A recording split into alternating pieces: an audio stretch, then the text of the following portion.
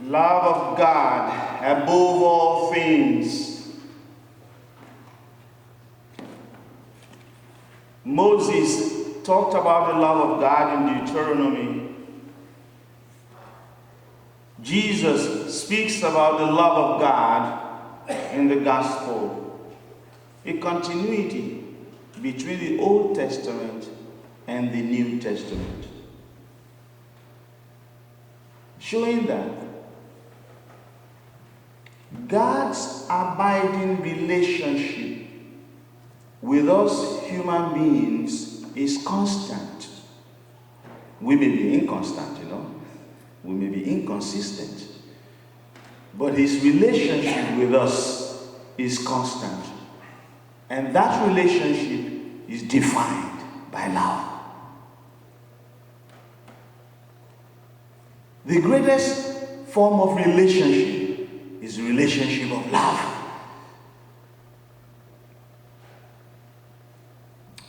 Relationship in families, between spouses, between siblings, the relationship of love. Sometimes things don't go well, and we know it when it doesn't. What is love? That's a big question today. Pope John Paul II, venerable holy saint of God, says that word, love, is the most misused word of the 21st century. The most misused. Because people could just see love as romance and think that the greatest prototype of love for romantic people will be Shakespeare, Juliet and Romeo. Well, yeah, that should be it. But no, that's not it. That's not it. The true love is he who hangs on the tree. And he says, no greater love than this, than a man lays down his life for his friends. No greater love than this, that a man lays down his life for his friends. So, while Moses was speaking about the love of God, while Jesus was speaking about the first commandment as love of God, God himself shows us the example of love. He's not asking us to love him without showing us the example or the model of what love is all about. Love is about sacrifice.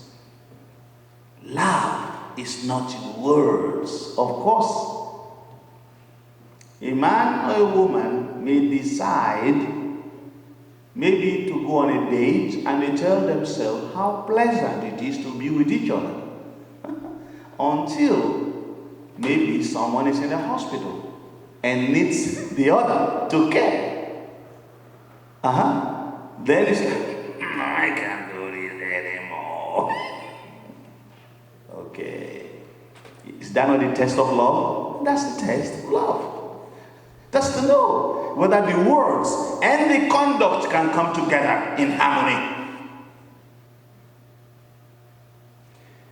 God went to the tree. He gave his only begotten Son, so that everyone who recognizes their sin will be brought into union and fellowship with God, will be brought into that holy family of God, without which, if you are in sin, you cannot come into that family.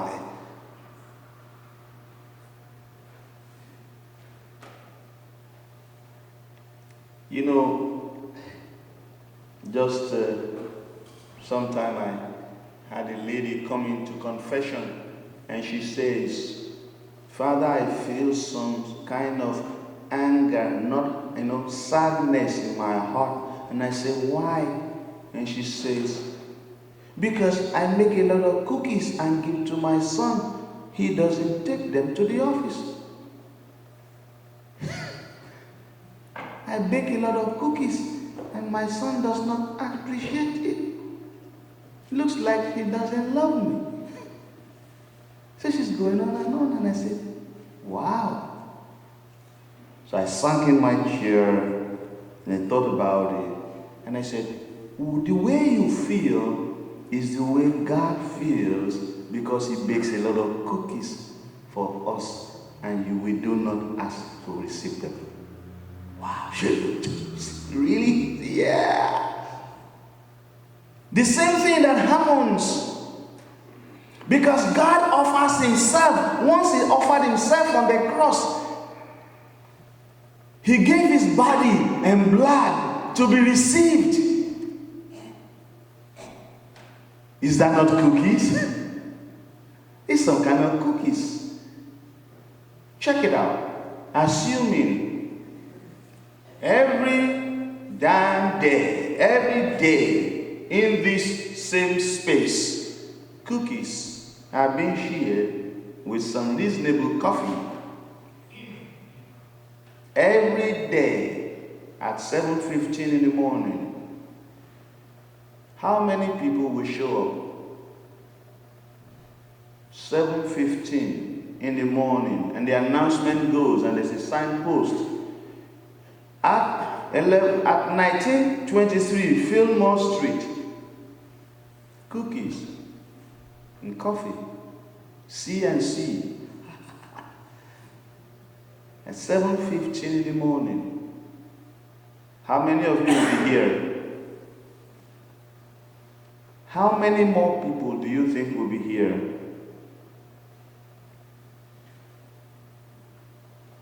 How about say, you know what?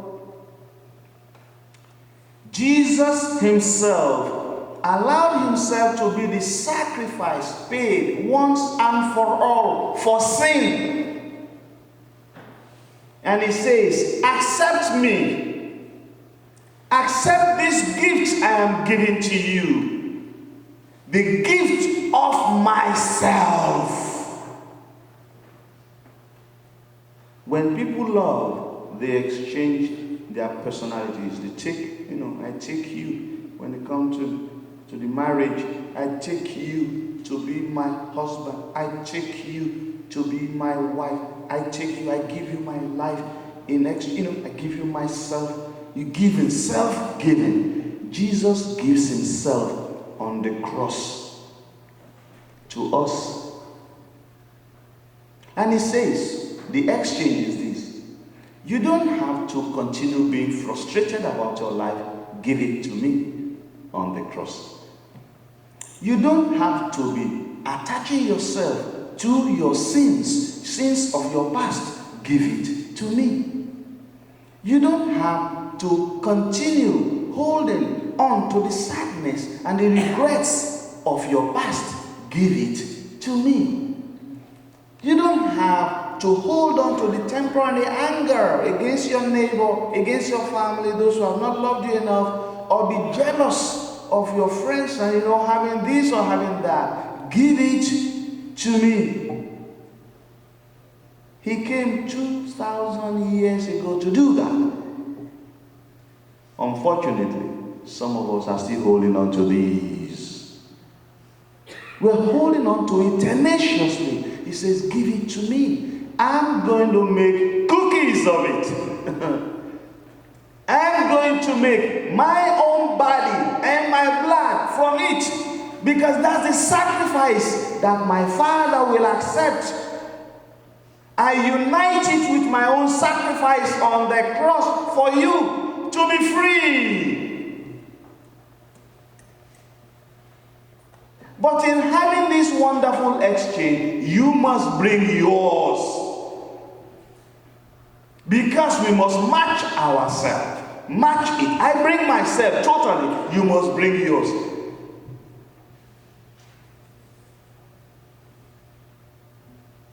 So, God knows that this sacrifice of the Mass, the sacrifice at Calvary, on the cross, must continue, should continue, because humanity will still continue to live in weaknesses and sin and evil and fear. Then he appointed priests to continue this sacrifice today and always. So the priesthood is the bridge between the love of God and love of humanity. The priest, therefore, is the tool and an instrument of taking people's frustration and stress and worries and doubts and failings and weaknesses and wretchedness and brokenness and affliction and take them to God so that people can receive blessings from God. The priest becomes the ladder of Jacob at Bethel when Jacob struggled and fought with God. And God built this ladder where the angels were going up and coming down, bringing problems and dissatisfactions and the situation. Unfortunately, we human beings want to carry those problems on ourselves. Can you? Your family situations are not supposed to be carried by you. Give it to him. Your husband and wife, sometimes you get yourself on your nerves. Yeah, give it to him. He said, invite me. Why are you holding on to it? One sentence that I've heard so much here in America is, Father, I have a lot of struggle. I've been struggling a lot to figure this out. You are not asked to do that. You are asked to hand it over to the one who is victorious, who conquers in all things. That's to show God's holy love. But you know what? You cannot enjoy this beautiful relationship if you tell yourself 1 hour every week is all I can give to God. You cannot enjoy this beautiful relationship. That relationship will not work well. Just as it doesn't go well if someone invites you to Thanksgiving dinner and you send them a text and tell them, it's 1 hour for me and that's all. 1 hour, I just have 1 hour with you guys. I can't stand you guys for more than 1 hour. Some people cannot stand me also. When I celebrate Mass and it goes beyond 1 hour, they can't stand me. They can't stand the truth that I talk about. It's not me, because I do that. When some people persecuted Paul, when Saul was persecuting and persecuting, and Jesus appeared to Saul, he said, Saul, why are you persecuting me? When you persecute the priest, you persecute Jesus. It's not me. I know that, so I kind of laugh a little bit. Because you are saying you cannot spend more than 1 hour with me. And that means you don't like me enough. But I don't hate you. I don't hate you in return because I can't do that. My heart is meant to love. 1 hour per week. We have 4 weeks in a month. So sometimes it becomes 4 hours in a month. Maybe 5. Eventually, 12 months in a year, we have 48 hours. You spend effectively, hopefully, 48 hours of your year in the church, praying and celebrating Mass. And 48 hours is how many days? Eliana, how many days? 2 days of the year. And we call ourselves Uber Catholics because of 2 days. How many hours you spend at work? Probably 7 hours or 8, maybe some days. And in 1 week, 8 by 5, that's already 40 hours. Or 7 by 5, that's 35 hours. So you already in 1 week spend almost more hours than you spend the whole year